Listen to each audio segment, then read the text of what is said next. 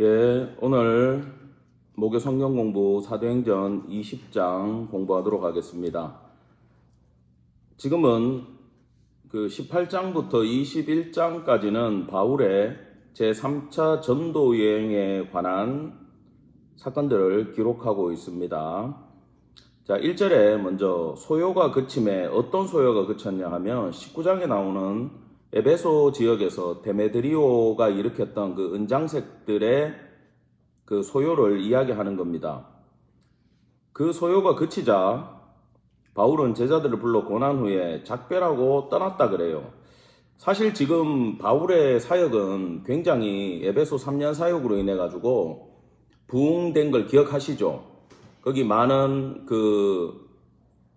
이렇게 요술 마법을 행하던 그런 사람들이 마법 서적을 가지고 와서 그걸 불태웠는데 은 5만이나 되더라 그렇게 돼 있죠. 얼마나 그랬죠? 하나로?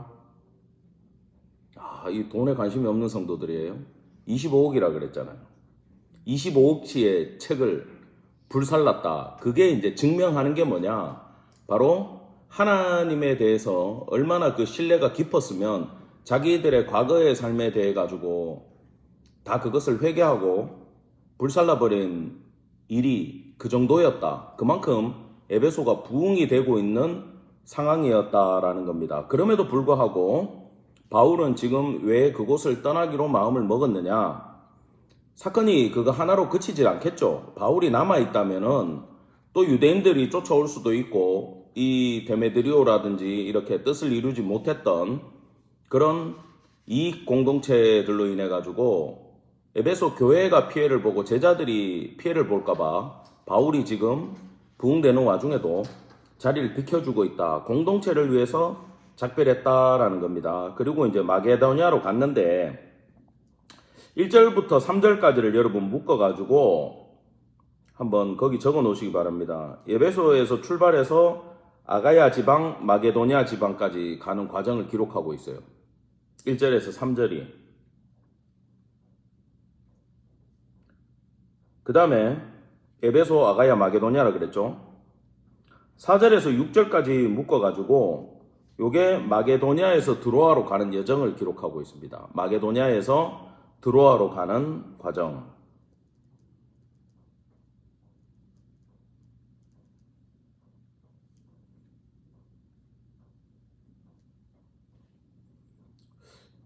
자, 그리고 이 첫 번째 단락 1절부터 6절까지 나오는 첫 번째 단락 가운데 본전에는 나오지 않지만 바울이 여기서 했던 사역을 거기 좀 빈 여백에다가 좀 메모를 해주세요. 세 가지 일이 더 있습니다. 드로아에서 디도를 만나려고 했지만 만나지 못한 사건이 있었어요. 드로아에서 디도를 만나지 못한 사건. 그 기록이 어디 나오냐? 고린도 후서 2장에 나옵니다. 그게 이때 사건이라는 거예요.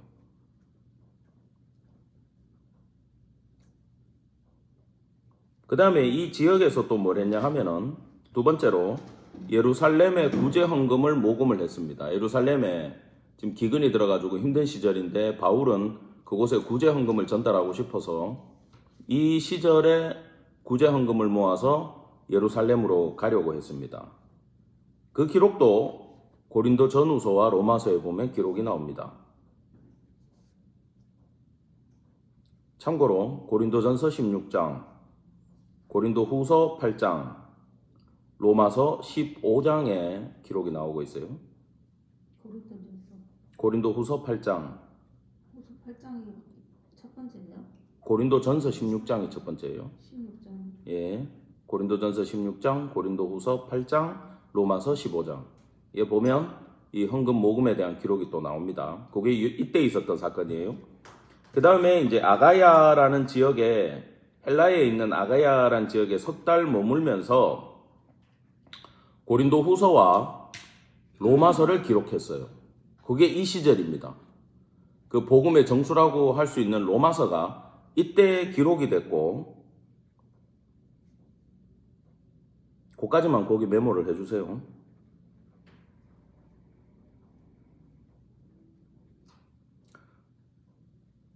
자, 이제 마게도냐로 가니라. 그 지방으로 다녀가며, 요 마게도냐 지방이 어디냐 하면 2절 앞부분에 빌립보, 데살로니가, 베레아 지역을 말하는 게. 빌립보, 데살로니가, 베레아 지역. 거기에 이미 공동체가 있죠. 그 공동체의 제자들을 만나러 바울이 3차 전도 여행 때 또 다녔다라는 겁니다. 그리고 제자들에게 권했다.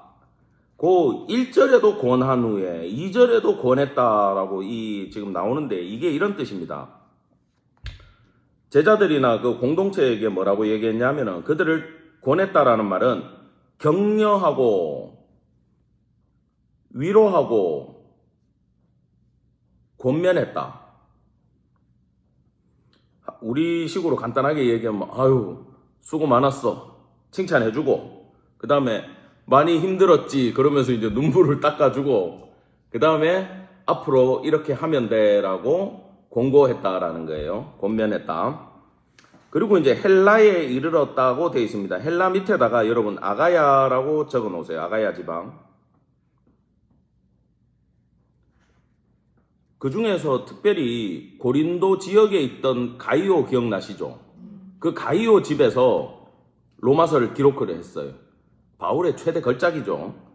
그리고 그걸 그 교회 집사님 베베를 통해 가지고 미리 로마로 발송을 하면서 로마 성도들에게 내가 꼭 갈 테니까 이걸 읽고, 왜냐하면 로마 교회는 자생적으로 생겨난 교회이기 때문에 누가 제대로 가르쳐 주지를 못했어요. 그럼에도 로마에 교회가 생겨 있는 걸 바울이 알고 로마에 가고자 했고 미리 로마서를 베베를 통해 보내가지고 그들을 이 올바른 말씀 안에 준비시키고자 했던 것이 바로 여기 헬라 고린도에서의 사건이었다라는 겁니다. 자, 3절로 갑니다. 거기 석 달 동안 있다가 배 타고 수리아로 가고자 할 그때에 그 여기에 베자사본 있죠. 그 베자사본 성경책에는 뭐가 첨부되어 있냐면 성령이 그에게라는 말이 추가가 되어 있어요. 우리 성경에는 없지만 베자사본에 있는 자료에 보면 성령이 바울에게 알려줬다라는 뜻이죠. 뭘 알려줬느냐? 유대인들이 자기를 해하려고 공모함으로, 뭐 바울이 뭐 첩자가 있겠어요? 뭐가 있겠어요? 스파이가 없는데 어떻게 지금 유대인들이 자기를 죽이려는 걸 아느냐? 성령께서 알려주셨다는 거죠. 왜냐하면 여기에서 고린도 지역에서 이 배를 타고 수리아를 찍고 예루살렘으로 가게 돼 있어요. 그 코스에 순례객들이 엄청나게 많습니다. 6월절을 지키기 위해서 예루살렘으로 들어가는 순례객들이 굉장히 많기 때문에 부두와 항구죠. 거기와 배는 굉장히 복잡할 수밖에 없어요. 사람들이 많다는 거죠. 그리고 대부분 유대인들이 많아요. 디아스포라 유대인들이. 그러니까 그 사이에 바울을 죽이려고 하는 이놈들은 그러면 누구냐? 그 18장에 나오는 그 갈리오가 기각을 시켰잖아요. 18장에 나오는 사건에 대해 가지고.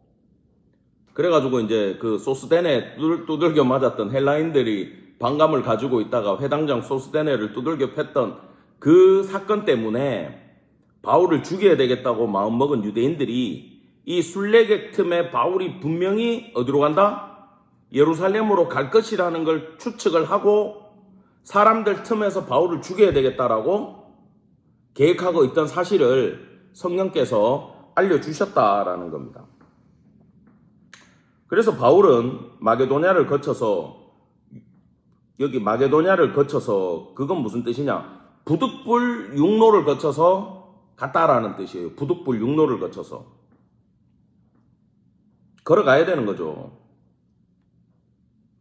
이렇듯 성령께서는 이 사역자들의 사역을 이어갈 때에 놀랍게 알려주시고 역사해 주시는 측면이 여러분 있다라는 것을 기억하시기 바랍니다. 저도 아프리카 마다가스카르 선교여행 갔을 때 마지막 날 이 비슷한 사건이 한 번 있었어요. 맨날 그쪽은 굉장히 위험하기 때문에 그 호텔 담 안에 있어야 되고 밖을 함부로 걸어 다니지 못하는 상황이었는데, 그때 우리 선교팀이 마지막으로 떠나기 전에 그쪽에 마다가스카르는 아프리카에 속하는데 사자도 한 마리 없는 동네거든요. 그래서 원숭이라도 한번 보러 가자. 출발하려고 하는데 하나님이 그 길을 막으시는 걸 이제 느끼고 가지 않았어요. 참 아쉬웠지만 괜히 하나님 마음 주시는데 억지로 그 길을 갔다가 사고를 당할 수 있기 때문에 그때 그 코스를 포기했던 것이 기억이 납니다. 이렇게 하나님 막으실 때는 순종을 해야 돼요.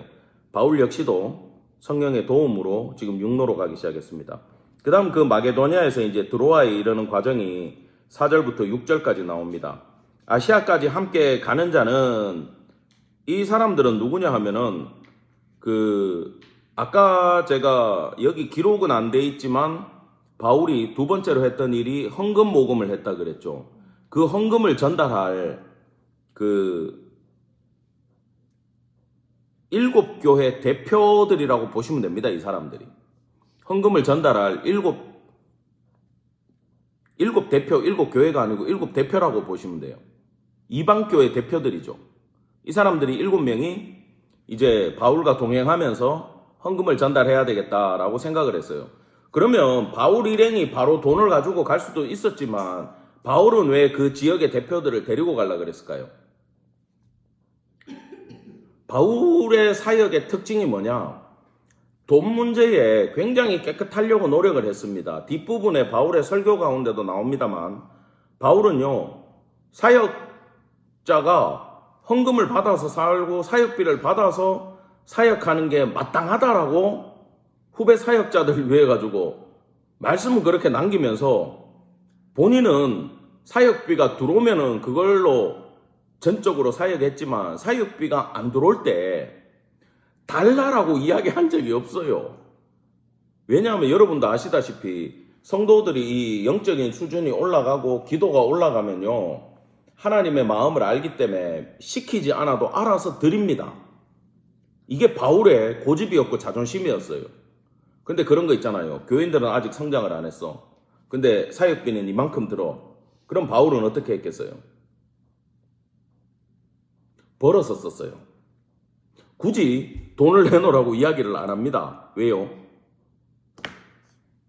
이게 아무리 마땅한 거라고 해도 받아들이는 입장에서 연약할 때 이 헌금을 하는 걸로 인해 가지고 실족하고 넘어질까봐 바울은 그 영혼을 소중히 여겼기 때문에 전적으로 자기가 천막 만들고 아르바이트를 하면서 복음을 전했다라는 거예요. 그렇다고 이 설교를 듣는 성도님들, 목사님 나가서 돈 벌어 오세요 이러시면 안 돼요. 지금 성경 공부까지 하는 수준에서는 그러시면 안 됩니다. 연약한 성도들을 위해서 바울은 그렇게 했다는 겁니다. 그리고 첫 번째 그 깨끗함이 있었지만 또 두 번째 뭐냐? 본인이 헌금을 유용했다라는 소리를 듣지 않기 위해서 직접 관리한 적이 한 번도 없습니다.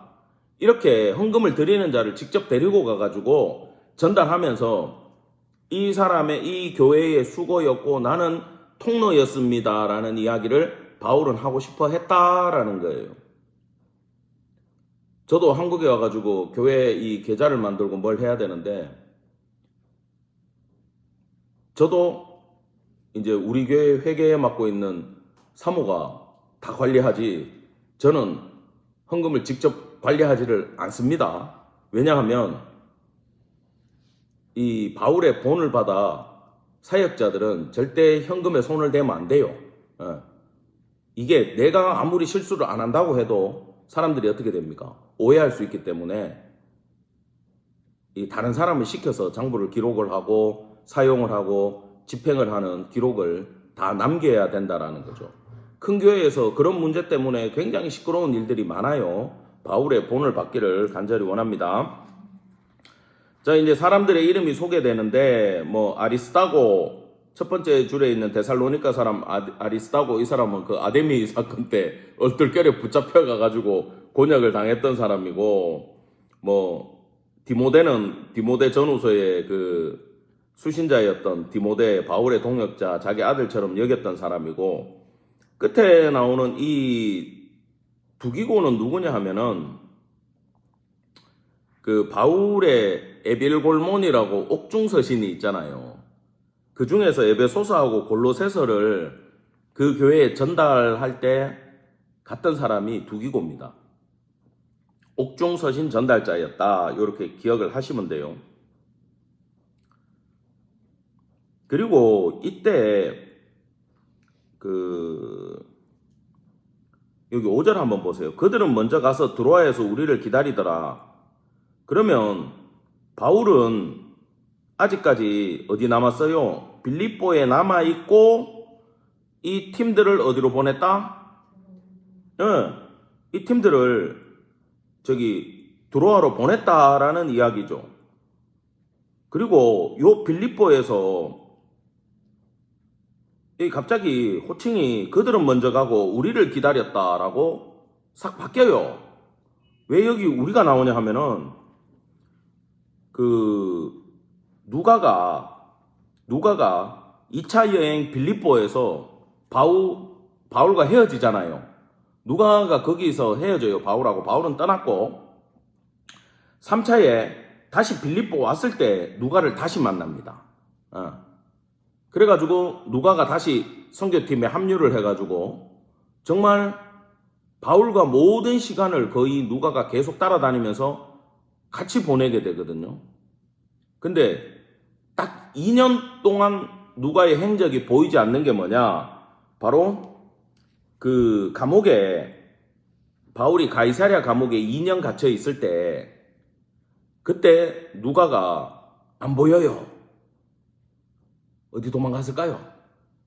퀴즈입니다.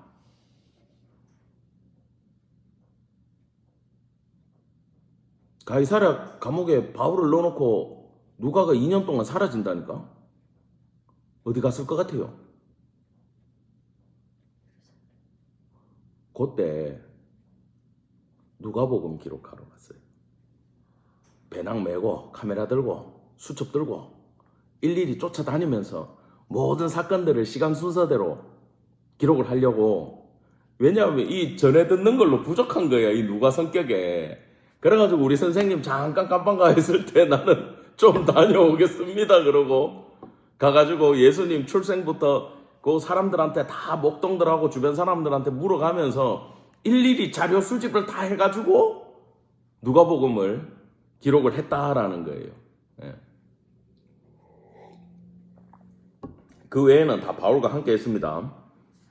자, 우리는 무교절 후에 빌립보에서 배로 떠나. 왜 무교절 후에 떠났냐 하면은 무교절 때 이 빌립보에 남아있고자 했어요. 왜?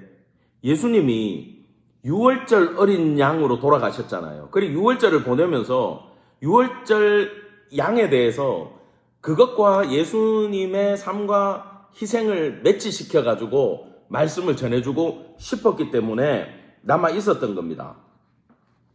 그리고 그 6월절이 끝나자 배로 떠나 드로아까지 갔는데 닷새 만에 갔다. 이게 닷새 거리가 아니에요. 여기서 빌립보에서 드로아 가는 길이 얼마나 악천후였으면 이틀 길밖에 안 되는데 이걸 5일 동안 갔다라는 거예요. 3일을 헤맸던 거죠. 자, 그러면 이 드로아에는 왜 도착을 했느냐 적으세요. 보충 사역을 위해 갔어요. 예전에 거기서 충분히 못 전했기 때문에 바울은 이렇게 성격이 또 완벽주의자예요. 못 가르쳤으면 나중에라도 가가지고 복음을 꼭 전하려고 하는 그런 열정의 인물이었다라는 겁니다. 자, 그러면 우리가 이 첫 번째 시간에 볼 마지막 단락이 바로 7절부터 12절까지 나오는 그 드로아에서의 유두고 청년 사건이에요. 이 드로아 교회는 참고로 예배소에서 아까 그 25억지 불태운 그 동네 거기서의 놀라운 부흥으로 인해 만들어진 교회가 뭐냐? 바로 드로아 교회입니다. 이 드로아 공동체가 그때 생겼는데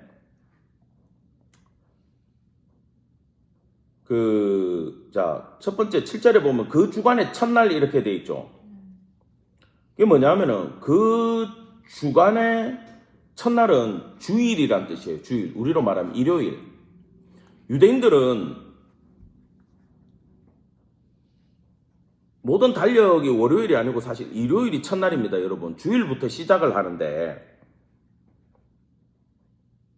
그 주간의 첫날이 안식 후 첫날이기 때문에 첫날이에요. 오케이?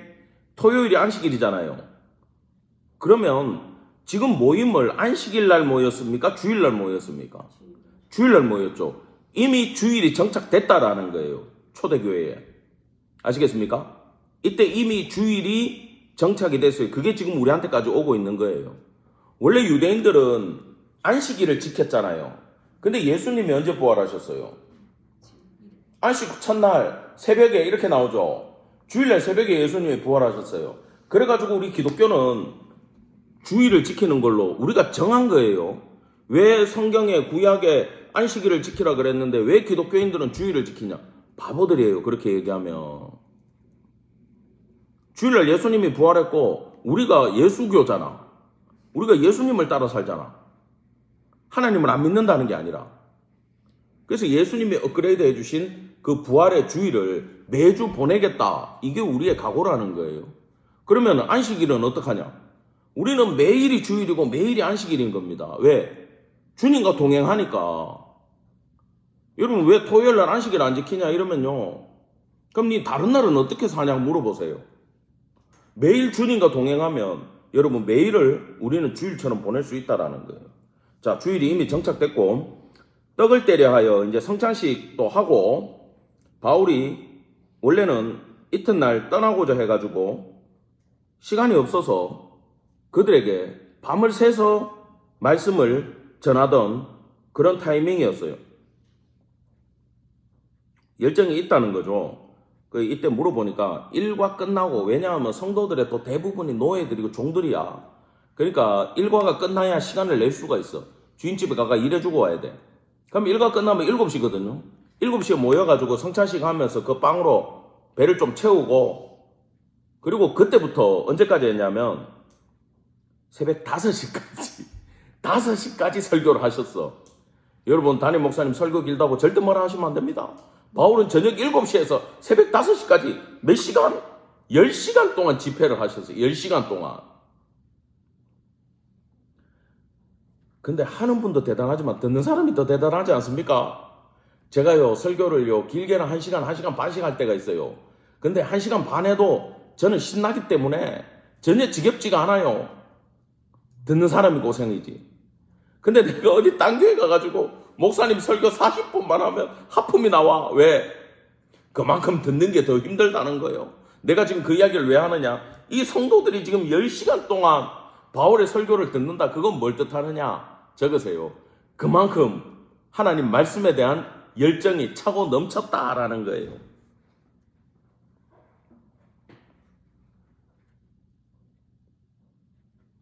자, 적으셨어요? 그러면 이 10시간의 특강을 바울은 지금 하고 있는데 8절 보면 무리가 모인 윗다락에 등불을 많이 켰는데, 자, 윗다락 거기다가 3층 적어 놓으세요. 3층. 그러면 이 집이 1층부터 시작해가 몇 층까지 있다는 거예요? 3층인데 이게 홀처럼 중간에 뻥 뚫려 있는 데서 바울이 설교를 하고 2층, 3층에 난간이 있는 데서 사람들이 빽빽하게 모여가지고 지금 다 뭡니까? 바울의 말씀을 듣고 있다는 거죠. 그러면 이 집은 얼마나 크겠어요? 대저택이요, 대저택. 근데 얼마나 이 부자들까지 지금 예수의 복음에 다 전도가 돼가지고 충성스러운 성도가 됐냐면, 이렇게 부자가 자기 집을 제공한다는 게 쉽지 않아요. 그리고 그 집에 와가지고 먹고 싸고 하는 애들이, 노예들이 많아. 근데 예수 안에 형제이기 때문에 오픈을 할 수 있는 거야, 이 부자도. 근데 거기에 등불을 많이 켰다. 자, 이건 실제로 불을 켰다라는 뜻도 있지만 그 높은 곳은 지금 빛의 장소를 상징을 하고 있습니다. 높은 곳이 빛이 있는 장소를 상징하고 있고, 요 9절 끝에 보면 3층에서 떨어지거늘 돼 있죠. 거기는 어둠과 죽음의 장소를 상징하는 거예요. 크게 막 이게 중요한 신학적 의미는 아니지만 지금 높은 데서 아래쪽으로 떨어진 사건을 보여주는 거예요. 자, 봅시다. 무리가 모인 윗다락에 등불을 많이 켰는데 밤이니까 어두우니까 불을 많이 켰겠죠. 그러면 이제 이 산소가 많이 부족해지지 않습니까? 사람도 많고 졸리고 피곤하고 공기가 산소가 희박해지면 사람들이 슥 졸려가지고 잠들 수 있는 최적의 상황이 자연스럽게 만들어졌다는 거예요. 거기 유두고라 하는 청년이 있는데, 자, 유두고라 하는 청년 밑줄자. 이 유두고라는 이름은 복되다라는 뜻입니다. 복되다. 근데 이 이름이 세련되지 않죠. 노예의 이름이에요. 노예들에게 지어주던 이름이에요. 어유 나의 복된 종들아 하는 그 이름이 유두고입니다. 근데 여기 청년이라고 기록되어 있는 건 14세 전후를 말해요. 자기 집에 14세 청소년 있는 사람. 예, 그 나이 때, 우리 가연이 나이 때란 말이죠. 근데 이 아이가 노예인데 하루 종일 주인집에서 일을 하고 저녁 7시에 퇴근해가지고 말씀 들으러 여기 와서 이제 짬에서 밀리니까 가까이서 못 듣고 저 3층까지 올라가가지고 거기 앉을 데가 없으니까 난간에 걸터 앉아가지고 지금 복음을 듣고 있는데 이 꼬마가 얼마나 졸렸겠어. 꾸벅꾸벅 졸았지. 근데 또 바울 선생님 설교가 끊어지질 않아. 견디고 견디다가 애가 꾸벅꾸벅 졸다가 어떻게 돼서 다이빙을 해버린 거야, 밑으로. 3층에서 떨어졌어. 근데 의사 누가가 보니까 죽었는지라 적어 놓으세요. 사망 진단을 말하는 거예요, 이게. 의사의 사망 진단입니다.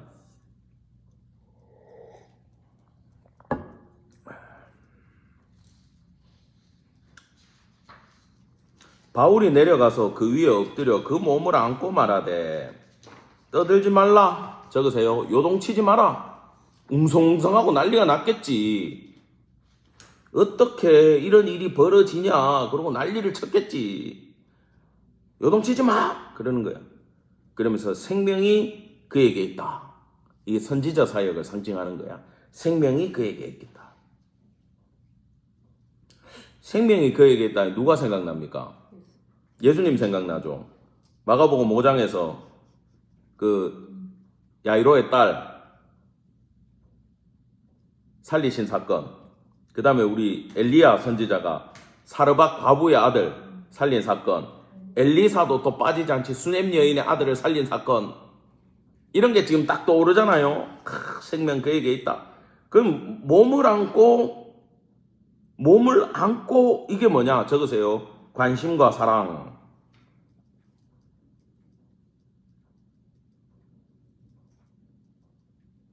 이거 내 원문을 찾아보니까 이런 뜻이에요. 애가 있잖아. 함께 이 아이의 몸통 둘레를 끌어안았다 이런 뜻이에요. 근데 굳이 이런 용어를 쓴 건 바울이 얼마나 이 아이를 귀하게 여기고 관심을 가지고 보고 긍휼히 여기고 사랑해 줬는지가 애인데 이걸 다 끌어안았는데 의사는 보니까 죽었는데 바울은 하나님은 이 아이를 살리고 싶은 거야. 그걸 알았던 거지. 저는 아직 뭐 이런 능력도 없고 이 기회도 아직 못 가져봤지만 제가 이제 처음 전도사 나가가지고 사역했던 교회에 지금도 기억납니다. 그 목사님은 이런 얘기를 저한테 안 하셨어요. 박성경 목사님이라고 선배 목사님이 계셨고 저 신대원 졸업할 때 졸업식까지 찾아오셔서 성경책까지 선물해 주신 아주 존경하는 목사님인데 그때는 제가 그분의 가르침을 받아들일 수 없어가지고 결국 그 교회에서 떠났지만 시간 지나고 생각해 보니까 그 목사님이 진짜셨어. 그 목사님의 가르침 덕분에 제가 이렇게 성경 공부를 열심히 합니다. 어설프게 설교 준비해가지고 가면 토요일날 원고 보고 집어 던지시고 그때 어린 마음에 너무 충격적이었지만 지금 생각해보니까 얼마나 답답하셨는지 느껴집니다. 뭐 20대 초반이니까 제가 뭘 알았겠어요. 근데 그 부분이 이 원문 강해를 하시는 목사님인데 저는 상처를 받아가지고 이제 그 교회를 떠나가지고 학교에 와가지고 도서관에서 이러고 있었어요. 도저히 나는 그 목사님을 못 쫓아가겠는 거야. 이때 선배가 와가지고 왜 그래 이러더라고. 그래서 저 그 교회에서 나왔어요. 그러니까 그 교회 그 박 목사님 계시잖아. 예. 너 그 목사님이 어떤 목사님인지 아냐는 거야. 근데 선배가 어떻게 아는데? 그러니까 나 전도 그때 제가 모시던 그 박 목사님이 전도사 때인지 부목사 때인지 모르겠어. 근데 그때 가방 들고 따라다니던 새끼 전도사가 우리 선배였던 거야. 이렇게 같이 신방을 다니는데 시골에서 한 번 어떤 일이 있었냐면 겨울이었어. 할아버지 한 분이 혼자 사는 분이 있는데 교회를 안 나오시는 거야. 그래서 이 박 목사님이 그 당시에 부교육자로 있을 때 거기 신방 가자 해가지고 우리 선배를 손을 잡고 이제 그때 신방 다닐 때 자전거 끌고 다니던 시절이야. 시골에 자전거 타고 이렇게 갔는데 그 할아버지 집에 문을 두드려도 안 나오니까 시골 문이니까 이제 열고 들어가서 방에 보니까 할아버지가 얼어 죽기 직전인 거야. 난방비가 없어가지고 한겨울에 맨바닥에 이불 깔고 패패패패패패 떨고 얼굴이 파래. 이제 곧 돌아가시는 거야. 급하니까 그 한겨울에 이 박성경 목사님이 자기가 옷을 벗고 알몸으로 그 할아버지를 끌어안았대. 바울처럼. 체온으로 그 할아버지를 녹여서 살려서 그 육신을 구원했던. 그래서 그 선배가 저한테 그러더라고. 네가 잘못된 거야. 예, 선배님. 제가 잘못한 것 같습니다. 그래서 그 담임 목사님에 대한 인식이 제가 바뀌었어요. 그 당시에. 생각을 해봤어요. 와, 내라면은 그냥 바로 119 불렀지. 119 부르라고 하고 내가 옷까지는 못 벗었을 것 같아. 쉽지 않거든요, 여러분.